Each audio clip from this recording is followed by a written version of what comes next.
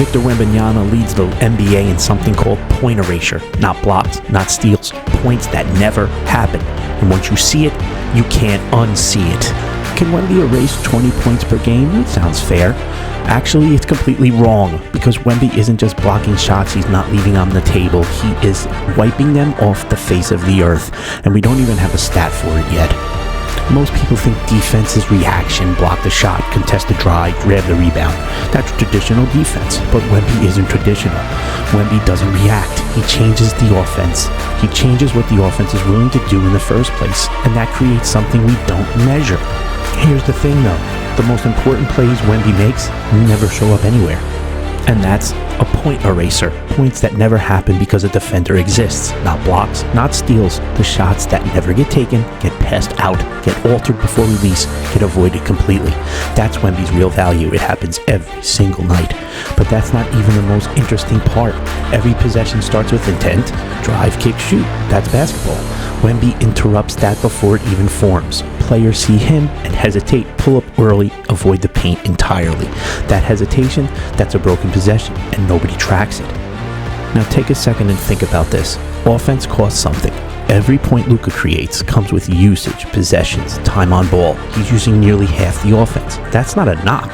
That's how elite offenses work.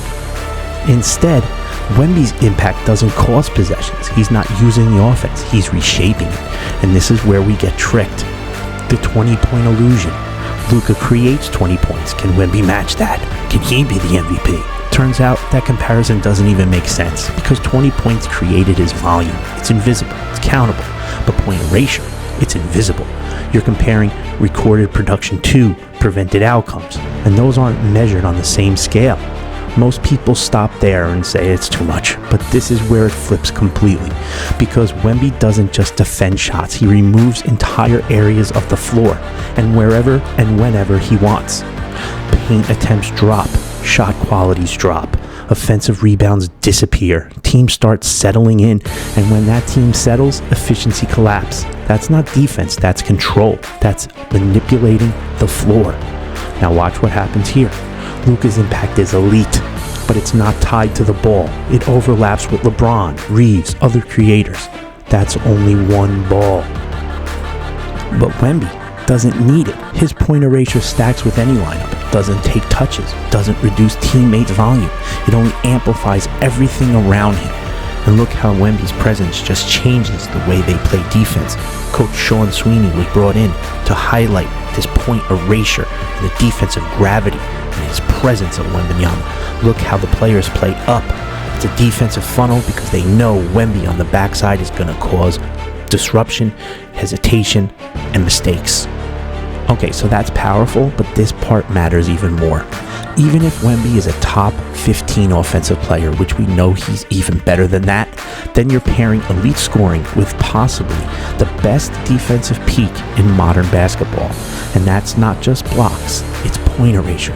The kind that shrinks offenses, changes decisions, rewrites possessions. We've been measuring defense the wrong way.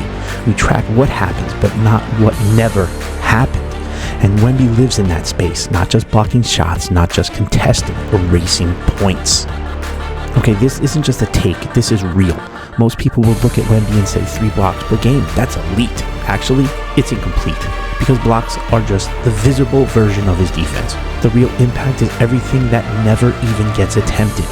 3.5 blocks per game is league leader level.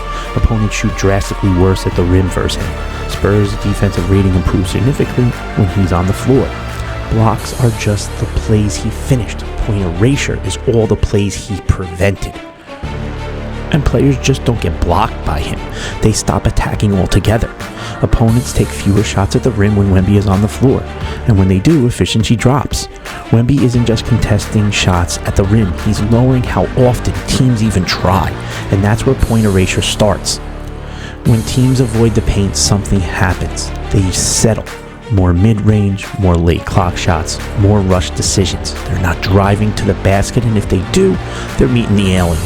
Opponent field goal percentage near the rim drops significantly with Wemby, and the Spurs force tougher shots profiles when he's on the floor. It's just facts. He doesn't just stop good shots, he forces bad ones. So offensive stars have gravity. They pull defenders towards them. Wemby does the opposite. He pushes away from the entire areas of the floor. How about defensive gravity? Steph pulls defenders in. Wemby pushes offensive out. This is high level. So when Wemby's on the floor, defensive improves, rim protection's elite, shot quality drops. When he's off, everything opens back up. The easiest way to see point erasure is what happens when he's gone, when he's disappeared, when he's off the floor, when he fouls out. And Wemby just doesn't stop that first shot. He ends the possession. Defensive rebounds, tip outs prevented, puts back erased. It's not just about stopping shots, it's about ending possessions.